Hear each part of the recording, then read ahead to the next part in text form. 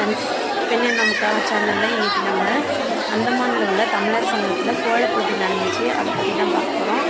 எவ்வளோ பேர் வந்து தமிழ் உள்ளவங்க, தமிழ் பேசுகிறவங்க எவ்வளோ பேர் வந்து இந்த கோலப் போட்டியில் கலந்துக்கிட்டாங்க. ரொம்ப கம்மியான பேர் தான் கலந்துக்கிட்டாங்க.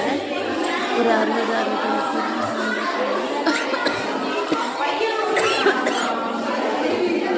இந்த கோலம் பார்த்து ஒன்றும் வரைஞ்சி சூப்பராக சூப்பராக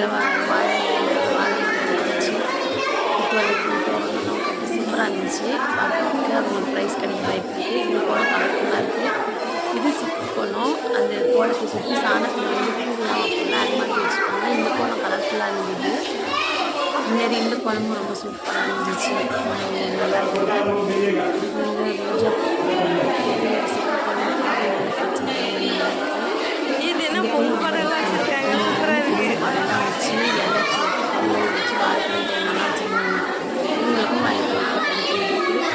நெக்ஸ்ட் இந்த கோலம் சிப்பு கோலத்தில் சிவன் வரைஞ்சி பயிரில் வந்து இன்னும் வரைஞ்சிருக்காங்க. சூப்பராக இருந்துச்சு.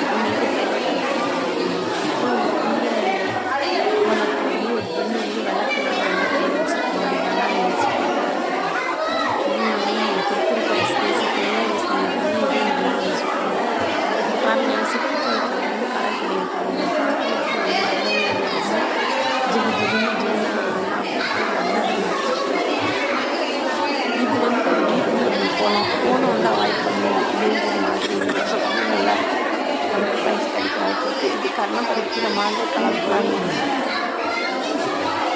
இந்த கோலம் நல்லா இது வந்து கலசம், அதுவும் நல்லா இருந்துச்சு. இந்த கோலம் வந்து நான் போட்டது. நான் போட்ட கோலத்துக்கு முன்னாடி ஒரு கதை இருக்குது. அதை அடுத்த வீடியோவில் சொல்கிறேன். அப்புறம் இந்த கோலம் வந்து எனக்கு பக்கத்தில் உள்ளவங்க போட்டிருந்தாங்க. இவங்க தான் போன வாட்டி ஃபஸ்ட் ப்ரைஸ் வாங்கினாங்க. இதுவும் கலர்ஃபுல்லாக ஃபுல்லாக நான் பார்த்தேன். இந்த கோலம் எல்லாத்தையும் முன்னாடியே வீடியோ எடுத்தேன். ஆமாம் ஆமாம், போடலை இன்னும், இனிமேல் தான் போடணும். அதெல்லாம் பார்க்குறதுக்கு நல்லா இருந்துச்சு. தேர் மாதிரி நல்லா இருந்துச்சு. கோலம் பொங்க பானை எல்லாரும் இவ்வளோ தூரம் வந்து கலந்துக்கிட்டு தமிழரை பெருமைப்படுத்துறதுனால ரொம்ப ரொம்ப நல்லா இருந்துச்சு.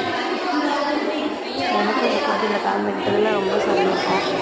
நான் ப்ரைஸ் வாங்கணும்னா இல்லையோ, நான் கலந்துக்கிட்டது ரொம்ப சந்தோஷம். நல்லா இருந்துச்சு. இதுதான் நான் போட்ட கோலம்.